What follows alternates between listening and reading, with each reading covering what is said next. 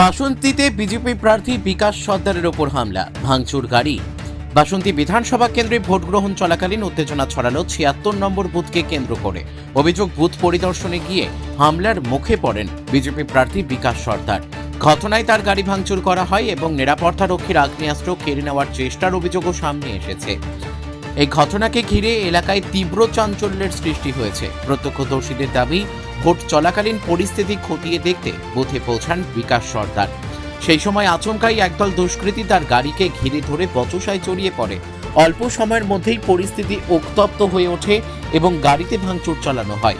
অভিযোগ, হামলাকারীরা শুধু গাড়িতেই ক্ষান্ত থাকেনি, বরং প্রার্থীর নিরাপত্তা রক্ষীর কাছ থেকে আগ্নেয়াস্ত্র কেড়ে নেওয়ার চেষ্টাও করে। ঘটনার সময় এলাকায় কেন্দ্রীয় বাহিনী মোতায়েন থাকলেও তারা সক্রিয়ভাবে হস্তক্ষেপ করেনি বলে অভিযোগ উঠেছে। বিজেপির পক্ষ থেকে দাবি করা হয়েছে, এই ঘটনায় নিরাপত্তা ব্যবস্থার বড়সড় গাফিলতি রয়েছে। কেন্দ্রীয় বাহিনী উপস্থিত থাকা সত্ত্বেও কেন দ্রুত পরিস্থিতি নিয়ন্ত্রণে আনা গেল না তা নিয়ে প্রশ্ন তুলেছেন দলের নেতারা। তারা নির্বাচন কমিশনের কাছে এই বিষয়ে লিখিত অভিযোগ দায়ের করার কথাও জানিয়েছেন। অন্যদিকে স্থানীয় সূত্রে খবর, ঘটনার পরপরই এলাকায় অতিরিক্ত বাহিনী মোতায়েন করা হয়েছে এবং পরিস্থিতি নিয়ন্ত্রণে আনার চেষ্টা চলছে। পুলিশ জানিয়েছে, ঘটনাটি খতিয়ে দেখা হচ্ছে এবং দোষীদের চিহ্নিত করে প্রয়োজনীয় ব্যবস্থা নেওয়া হবে।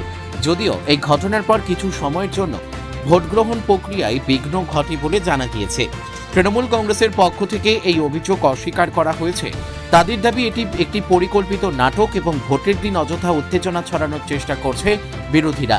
শাসক দলের নেতাদের বক্তব্য, বাসন্তীতে ভোট শান্তিপূর্ণভাবেই চলছে এবং বিচ্ছিন্ন কিছু ঘটনা নিয়ে বাড়াবাড়ি করা হচ্ছে। এই ঘটনাকে কেন্দ্র করে বাসন্তী এলাকায় রাজনৈতিক পারদ আরও চড়েছে। ভোটের দিনেই এমন হামলার অভিযোগ সামনে আসায় স্বাভাবিকভাবেই উদ্বেগ তৈরি হয়েছে সাধারণ ভোটারদের মধ্যে। অনেকেই প্রশ্ন তুলছেন, এত কড়া নিরাপত্তা থাকা সত্ত্বেও কিভাবে এমন ঘটনা ঘটল। সব মিলিয়ে বাসন্তীর এই ঘটনা রাজ্যের দ্বিতীয় দফার ভোট গ্রহণে নতুন করে বিতর্কের জন্ম দিয়েছে। প্রশাসনের তরফে শান্তিপূর্ণ ভোটের আশ্বাস দেওয়া হলেও ময়দানের বাস্তব চিত্র নিয়ে উঠছে একাধিক প্রশ্ন। এখন দেখার, তদন্তে ঠিক কি তথ্য সামনে আসে এবং দোষীদের বিরুদ্ধে কি পদক্ষেপ নেওয়া হয়। ব্যুরো রিপোর্ট, আরোহী নিউজ বাংলা। দেখতে থাকুন আরোহী নিউজ বাংলা।